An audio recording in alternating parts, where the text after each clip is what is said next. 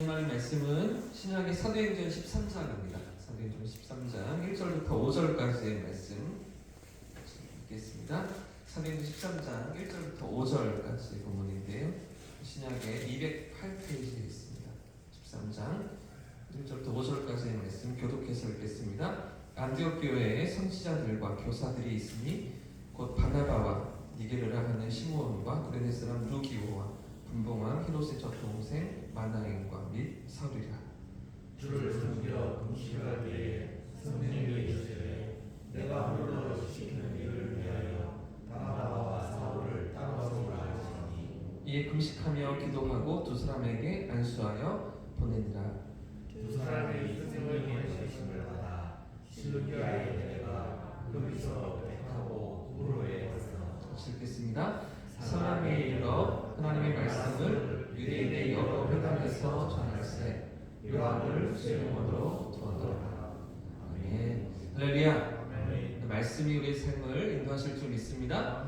어제 우리는 사도행전 11장에서 안디옥 교회가 새롭게 세워지며 그 가운데 하나님의 복음의 역사가 확장되어져 가는 모습을 우리가 확인해 보았죠.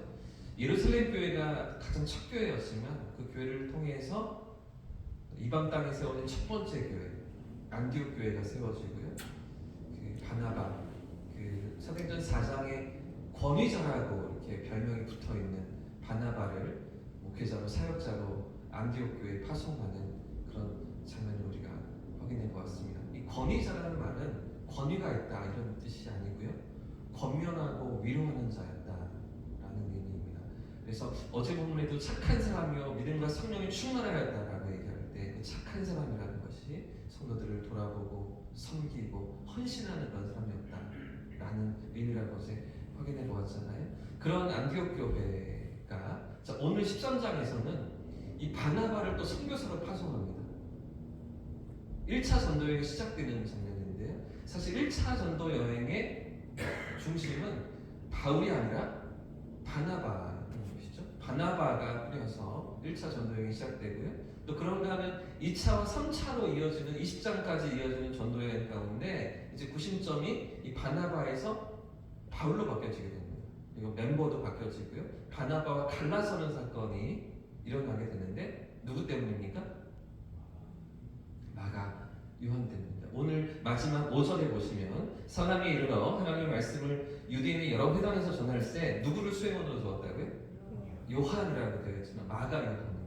마가 요한과 함께 그러니까 바울과 바나바 오늘 본문에 사울이라고 되어 있지만 사울과 바나바가 함께 1차 전도여행을 시작하면서 마가 요한을 함께 또 대동해서 1차 전도여행을 첫 번째 그 전도 사역을 시작했는데 보십시오. 자 13절 말씀 13장 13절 말씀을 같이 한번 읽어보겠습니다. 시작. 바울과 및 동행하는 사람들이 바로에서 배를 타고 바밀리아에 있는 버가에 이르니 요한은 그들에게서 떠나 예루살렘으로 돌아가고 누가 돌아갔습니까? 수행원으로 따라붙었던 마가 요한이 더는 낫지 못하겠다고 힘들어서 못 가겠다고 불평하면서 아마 그 예루살렘으로 돌아갔던 것 같습니다. 이 요한, 이 마가 요한이 누구입니까? 마가복음을 기록한 저자입니다. 사실은 이 복음서를 기록하기 전에 이 정도로 조금은 다듬어지지 못하고 연약함도 있고 어쩌면 바나바가 삼촌이거든요. 바울도 나이가 많겠죠. 더. 바울과 이 바나바는 이 전도 사역을 꾸준히 그래도 이어나가는데 그 사역을 불평하면서 감내하지 못할 정도로 미숙했던 것 같습니다. 그런데도 불구하고 시간이 지나서는 또 복음서를 기록하는 그런 사람으로 하나님 앞에 쓰임 받는 것들을 우리가 생각해 볼 수가 있는데 아무튼 오늘 1차 전도 여행 때 이 바나바가 조카였던 마가 요한도 데리고요. 또 바울도 데리고서 그러면서 1차 전도 여행을 시작하게 되는데 다시 한번 그 1절 말씀을 확인해 보겠습니다. 1절 말씀을 같이 읽습니다. 시작. 안디옥 교회에 선지자들과 교사들이 있으니 곧 바나바와 니게르라 하는 시므온과 브리네스가 루기오와 분봉과 피로스의 젖동생 마나엘과 및 사울이라. 그죠? 안디옥 교회에 교사들이 있었다. 섬기는 사역자들이 있었는데 제일 먼저 누가 등장합니까? 바나바인 것이죠. 바나바가 그 정도로 이렇게 핵심적인 인물이었고 영향력이 있는 사람이었고 인정받는 그런 사역자였는데, 근데 자, 2절 말씀 읽어봅니다. 2절 시작. 주를 섬겨 금식할 때 성령이 이르시되 내가 불러 시키는 일을 위하여 바나바와 누가 지금 부르고 계십니까? 누가 선교 사역을 지금 시작하게 하십니까? 성령께서 불러 세우시는 것이죠. 성령께서 바나바를 부르시고, 또 그런가 하면 저 그 1절에 제일 뒤에 이미 붙어 있었던 사울이요. 이 안디옥 교회가 처음 시작될 때 예루살렘 교회가 바나바를 파송했잖아요. 11장에서. 근데 11장 25절에 보시면 이 바나바가 다소에 가서 사울을 데려옵니다. 예수님을 만나고 회심하고 또 완전히 삶이 변화된 이 사울. 다메섹에서 그렇게 부활의 주님을 만났던 사울이 예루살렘으로 들어가서 사도들과 교제를 나누고 함께 주님의 교회를 섬기고자 했지만 받아들여지지가 않습니다. 이 사울의 본심을 아직 의심하고 아직은 다 확인하지 못하고, 그러면서 조금은 사람들이 좀 피하고 같이 하지 않는 이런 상황들 속에서 사울은 고향에 내려가 조금은 이렇게 근신하면서 또 자기의 삶을 돌아보면서 말씀을 연구하면서 이렇게 지냈던 것 같아요. 그런 사울을 바나바가 데려왔었거든요. 그러면서 안디옥 교회에서 함께 사역하고 있었습니다. 그게 1절의 장면이잖아요. 사울 역시 교사로 선지자로 안디옥 교회에서 사역을 감당하며 섬기고 있었는데, 성령께서 이 바나바와 사울을 세우시면서 복음을 증거하는 그 전도 여행으로 이들을 인도하시는 거죠. 자, 3절 말씀도 같이 읽어보겠습니다. 그래서 시작. 이에 금식하며 기도하고 두 사람에게 안수하여 보내라. 할렐루야. 안디옥 교회 입장에서는 상당한 출혈이었을 것입니다. 이 교회가 세워질 때 예루살렘 교회로부터 파송원 바나바가 떠난다는 것은, 바나바를 선교사로 파송한다는 것은 생각처럼 쉬운 일은 아니었을 것입니다. 그런데도 불구하고 3절 말씀을 다시 보시면 이에 성령의 부르심을 따라서, 성령의 이끄심을 따라서 이에 금식하며 기도하고요. 이 두 사람을 바나바와 사울을 안수하며 보내는 것이죠. 자, 4절 말씀도 보십시오. 4절 말씀 제가 읽겠습니다. 두 사람이 성령의 보내심을 받아 실루기아에 내려가서 거기서 배를 타고 구브로에 가서, 이 구브로가 바나바의 고향입니다. 가장 먼저 이 바나바는 자기의 고향으로 찾아가서 이 복음의 말씀을 전하고 또 전도 사역을 감당하는데, 근데 두 사람이요, 누구의 보내심을 받아서요?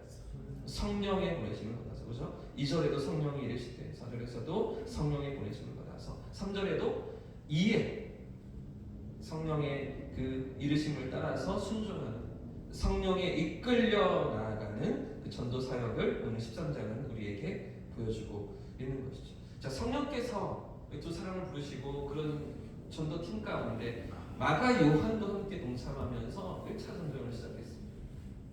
자, 그런데 문제가 무엇입니까? 그렇게 은혜롭게 시작한 사역도 어떻습니까? 분란이 있죠. 어려움이 있죠. 또 문제를 만나기도 하는 것입니다. 마가 요한이 떠났다는 것은 그저 한 사람이 전도팀에서 이탈한 정도의 문제가 아니라 이들의 사역이 어떤 의기가 꺾이고 또는 어떤 그 안에 팀 안에 분열이 생기고 의견에 마찰이 생기고 이런 것들 아니었겠습니까?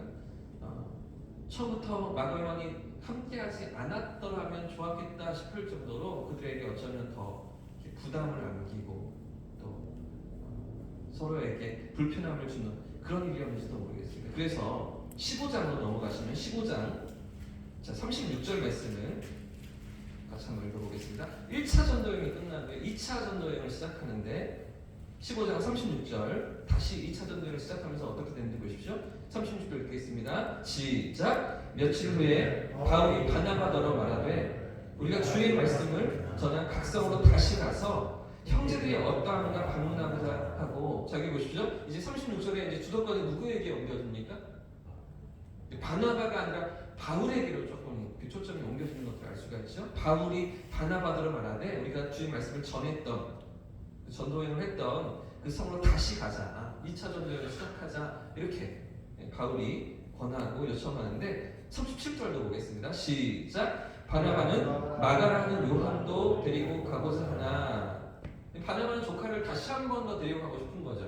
한 번 더 기회를 주고 한 번 더 전도 사역에 동참시켜서 이 녀석을 조금 훈련시키고 세워서 하나님의 일꾼으로 쓰고자 하는데, 근데 보십시오. 38절에 바울은 밤빌리아에서 자기들을 떠나 함께 일하러 가지 아니한 자를 데리고 가는 것은 옳지 않다.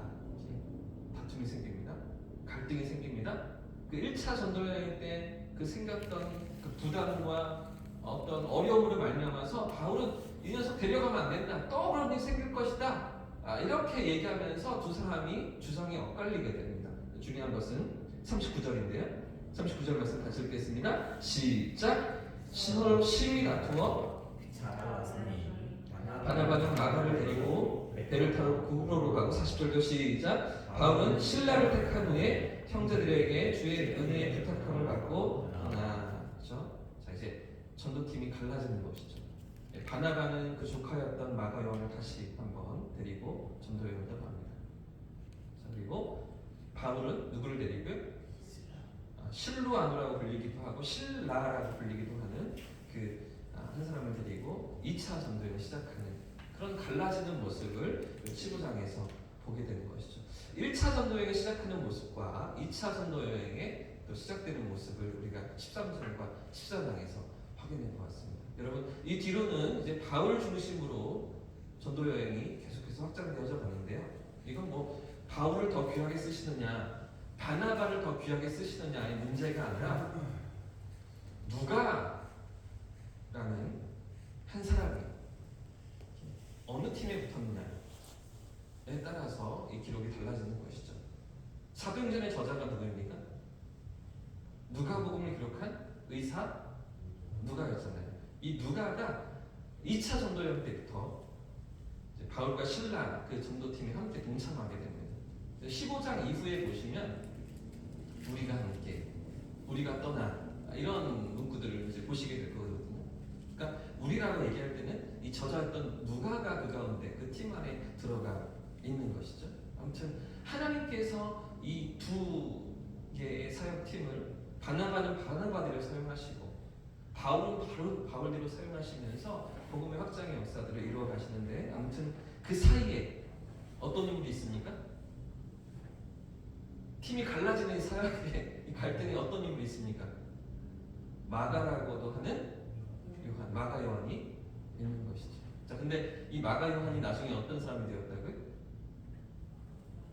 복음을 기록한 사복음서 가운데 가장 처음 기록된 복음서가 마가복음이라고 학자들은 이야기합니다. 16장까지는 가장 핵심적이고 가장 중요한 사건들만 담아놓은 가장 첫 번째 복음, 마가복음이라고 이야기하고, 그 다음에 마태, 누가, 요한복음이 제일 마지막에 세워졌다라고 하는 학자들이 이야기하는 것이죠. 그런 복음서의 저자로 하나님께서 이 마가 요한을 변화시키시는데, 나중에는 사도 바울도 이런 마가 요한을 다시 인정하게 됩니다. 그 대목을 보고 오늘 말씀 마쳤으면 좋겠는데, 디모데후서 한번 찾아보겠습니다. 디모데후서 4장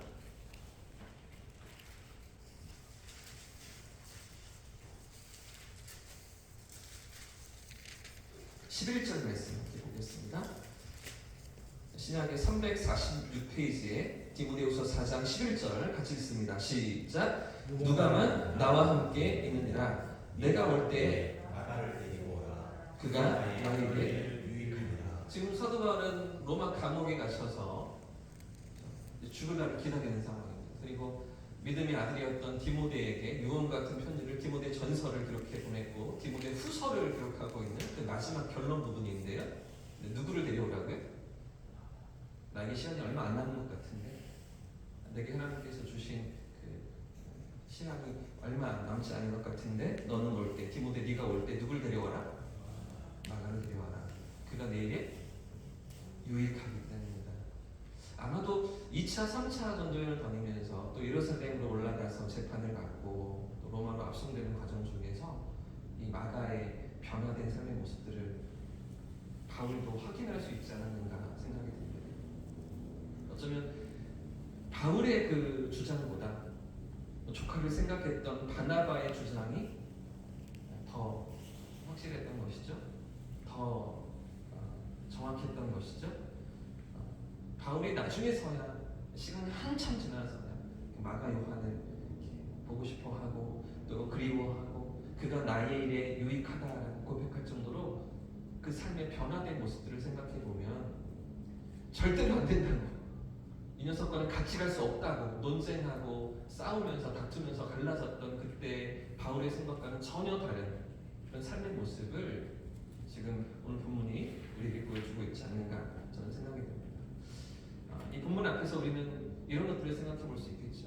결국에는 하나님 손에 붙들릴 때 하나님께서 한 인생을 바꿔놓으시기도 하고 한 사람의 어떤 삶의 모습을 변화시키시기도 하고 하나님께서 붙드시고 사용하시는 것 아니겠습니까? 할렐루야. 우리의 생각과 우리의 시각과 우리의 판단으로 누군가를 판단하는 것이 아니라 하나님의 눈으로 하나님의 관점으로 교회를 바라보고 또 하나님의 그 역사 가운데 한 인생이 있고 우리 성도들이 있음을 바라보면서 하나님께서 이끌어 가시는 역사를 기대하는 저와 성도님들 되시기를 예수님 이름으로 축복합니다. 또 한 가지는 갈라지는 것 같지만 다투고 논쟁하고 싸워서 서로 다른 길을 걷는 것 같지만 그러나 보십시오. 바울에게 이어졌던 그 사역의 열매들이 있잖아요. 2차 전도 여행, 3차 전도 여행, 교회들이 세워지고 복음 역사가 확장되어져 가는 그런 하나님 나라의 확장이 있는가 하면 바나바도 어떻습니까? 다 기록되진 않지만 우리가 다 기억하지 못하지만 그럼에도 불구하고 한 인생이 변화되어져서 마가 요한의 삶이 아름답게 하나님 앞에서 복음의 기록자로 쓰임 받으면서 또 바울의 귀한 동역자로 바울의 삶이 너무나 유익하다라고 고백되어지는 그런 고백을 받을 정도의 변화된 사람으로 바나바의 사역도 바나바의 사역의 열매도 나타나고 있는 것처럼 때로는 우리의 연약함도 우리의 부족함도 우리의 실수도 사용하시는 그 하나님, 그런 하나님을 기대하시면서 오늘을 걸어갈 때 우리의 모든 삶의 걸음을 주님 앞에 맡겨드리는 그런 하루, 이 가을이 되시기를 예수님 이름으로 축복합니다. 우리의 완전함이 아니라 우리의 뭐 능숙함이 아니라 우리가 뭐 넘어지기도 하고 실수하기도 하고 지지고 볶기도 하지만 그럼에도 불구하고 이런 우리를 다듬어 가시기도 하고 이런 우리를 통해서 일하기를 기뻐하시는 그런 하나님을 기대하시면서 믿음으로 이 하루를 살아내시는 저와 우리 성도님들 되시기를 예수님 이름으로 축복합니다. 이렇게 찬양하고 기도하겠습니다.